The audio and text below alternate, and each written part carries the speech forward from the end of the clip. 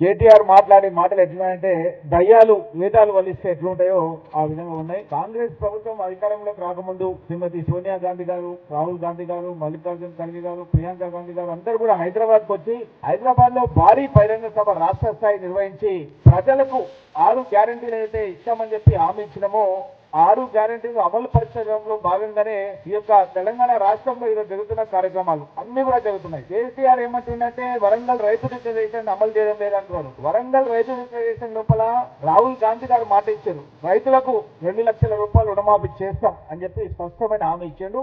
ఇచ్చిన మాట ప్రకారం ప్రభుత్వం డిసెంబర్ లో వస్తే ఆగస్టు 15 లోపల 20,000 కోట్ల రూపాయలు 21,000 కోట్ల రూపాయలు ఒక్కొక్క రైతుకు 2 లక్షల వరకు ఎంత అప్పున్నారో బ్యాంకులలో అంత అప్పును వాళ్ళకు మాఫీ చేయడం జరిగింది. ఇది యథార్థం. దీన్ని నేను శాసనసభలో కేసీఆర్, హరీష్ రావు వాళ్ళ సమక్షం లోపల పేపర్ చూపించి చెప్పిన, గవర్నమెంట్ డాక్యుమెంట్ చూపించి చెప్పిన. అది కూడా గోపి అనే అగ్రికల్చర్ కమిషనర్ ఇప్పుడు ఉన్నారు, ఆయన దగ్గర నుంచి ఆయన కార్యాలయానికి పోయి నేను పేపర్లు తీసుకున్నాను. కేసీఆర్ కాన్స్టిట్యున్సీ సిరిసిల్లలో, కేసీఆర్ కాన్స్టిట్యున్సీ గజ్వేల్లో, హరీష్ రావు కాన్స్టిట్యున్సీ సిద్దిపేట లోపల వాళ్ళ ప్రభుత్వంలో వాళ్ళు ఏదైతే రుణమాఫీ చేసిందో దానికంటే రెట్టింపు రుణమాఫీ కాంగ్రెస్ ప్రభుత్వంలో జరిగింది.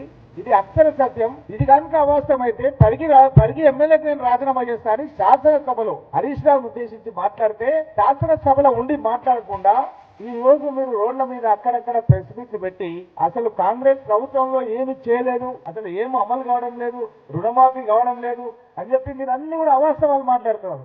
ఇది అక్షర సత్యం.